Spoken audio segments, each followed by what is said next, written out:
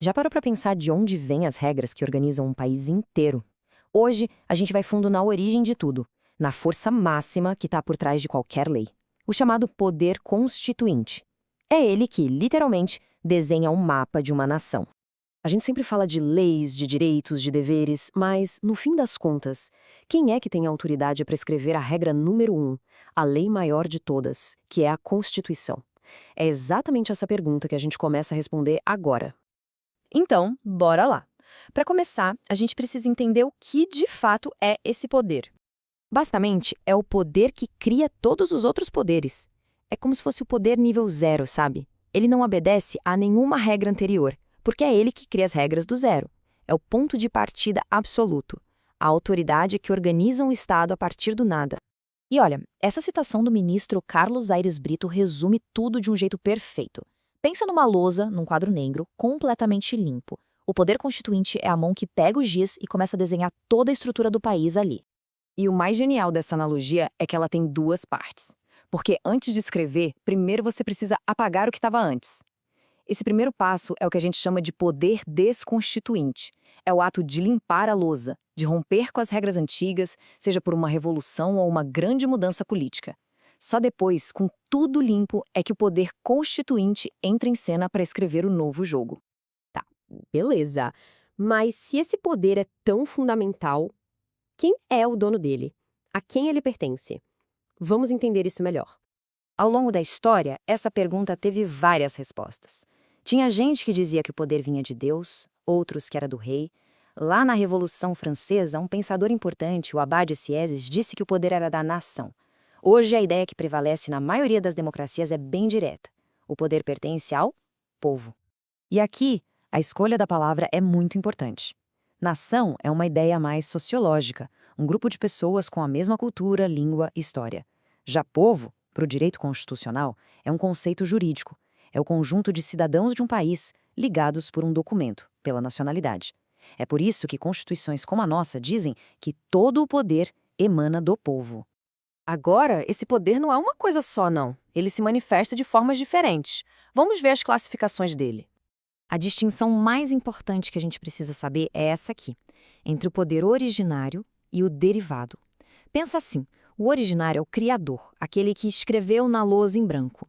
Ele é, em tese, ilimitado.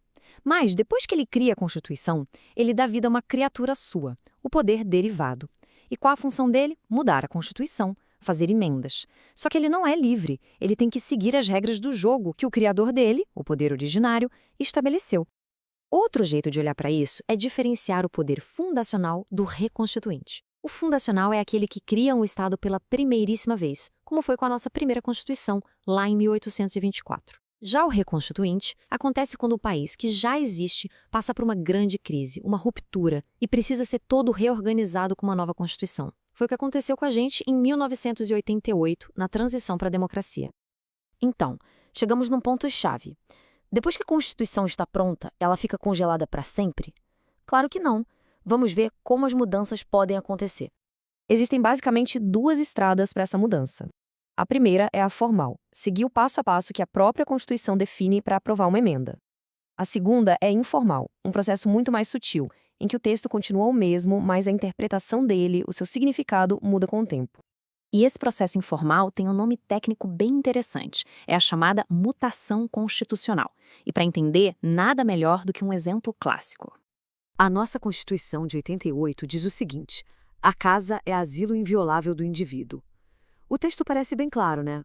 Mas o que exatamente a palavra casa quer dizer? No começo, a ideia de casa era só a residência mesmo. Só que com o tempo, os tribunais foram reinterpretando isso. Hoje, esse conceito de casa também protege qualquer lugar privado onde uma pessoa trabalha, como um escritório de advocacia ou um consultório médico.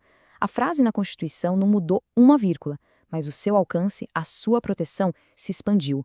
Isso é uma mutação constitucional na prática.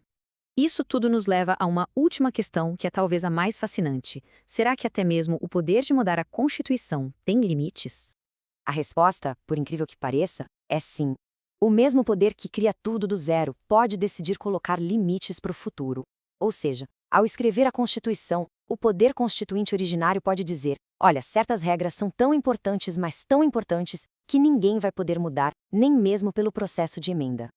Essas são as famosas cláusulas pétreas. O nome já diz tudo, né? São cláusulas de pedra. A imagem é essa mesmo. Elas são o núcleo duro da Constituição, os pilares que seguram o prédio inteiro.